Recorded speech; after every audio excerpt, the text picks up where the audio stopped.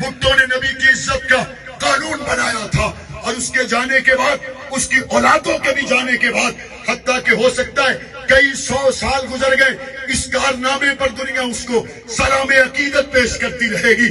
آج جب میرے ملک کے اندر عشاق مصطفیٰ باہر آتے ہیں تو ان کا دل خون کے آنسو ہوتا ہے۔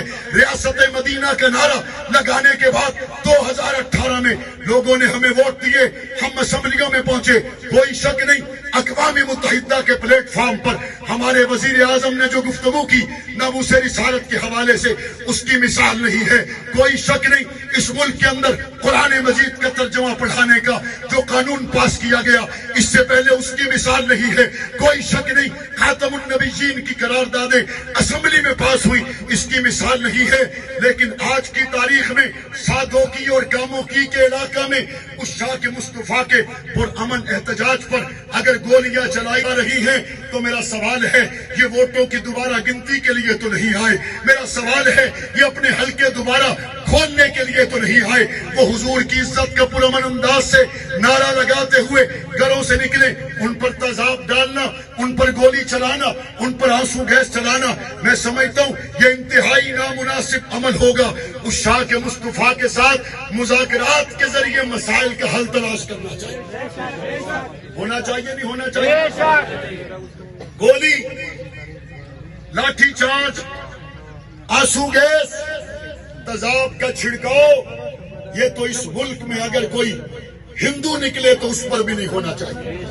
یہ تو پاکستان کے کسی عام شہری کے خلاف جو مہنگائی کے لیے نکلے اس پر بھی نہیں ہونا چاہیے۔ گولی کا استعمال اس ملک میں بے روزگاری کے خلاف جو نکلے اس پر بھی نہیں ہونا چاہیے۔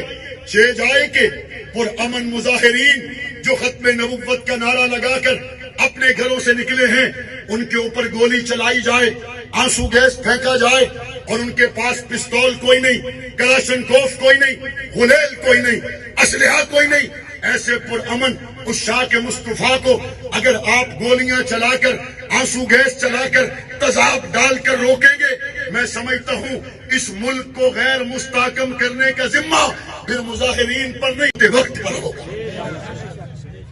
اور حکومت کا کیا ہے؟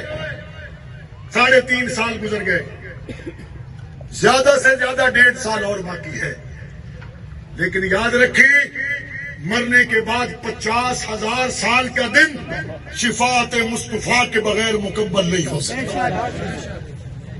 کہتے ہیں مولانا صاحب ہم ان کے مطالبات کو کیسے مانیں؟ اگر آپ کی کیپیسٹی نہیں ہے، آپ مطالبات نہیں مان سکتے، آپ مذاکرات کریں۔ اگر آپ مذاکرات بھی نہیں کر سکتے، آپ کنٹینر لگا سکتے ہیں، آپ راستے بند کر سکتے ہیں، آپ ان کو سمجھا سکتے ہیں، لیکن کسی طور پر بھی میری قوم کے پیسوں سے خریدی ہوئی گولی ان کے سینے پہ نہیں چلا سکتے۔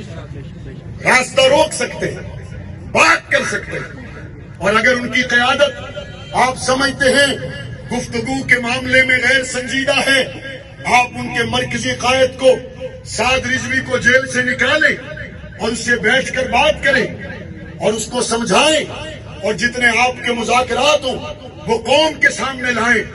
ابھی قوم لال مسجد کے سانحہ اور لال مسجد کے بعد پیدا ہونے والے حالات سے باہر نہیں نکل سکی کہ اس طرح ختم نبوت کے عنوان سے لوگ گھروں سے نکلیں اور ہم ان پر گولیاں چلائیں، اور اس کے بعد ہم یہ توقع کریں کہ جناب اس ملک کے اندر حالات کنٹرول میں رہیں گے۔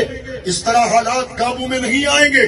کل کو لبیک یا رسول اللہ کا نعرہ لگانے والے جب زخمی ہو کر گھروں میں پہنچیں گے، کیا ان کے علاقوں میں یہ میسج نہیں جائے گا؟ جب جنازے علاقوں میں پہنچیں گے کون سا میسج جائے گا؟ رہی بات یہ کہ فرانس اور یورپ والے خوش ہو جائیں گے 44 ملک مل کر افغانستان میں آئے تھے، 20 سال کے بعد منہ لال کر کے واپس نہیں گئے۔ ابھی تک تمہیں پتہ نہیں چلا کہ دنیا کی بڑی طاقت اسلحہ نہیں، دنیا کی بڑی طاقت محمد کی غلامی ہے۔ دنیا کی سب سے بڑی طاقت ایمان ہے، دنیا کی سب سے بڑی طاقت فتوکل علی اللہ ہے۔ اور میں اپنے بھائی بطور خاص عثمان بزدار کو اور ملک کے وزیر اعظم سے بطور خاص کہنا چاہتا ہوں، یہ ناموس رسالت کا مسئلہ ہے، یہ علاقے کا مسئلہ نہیں ہے.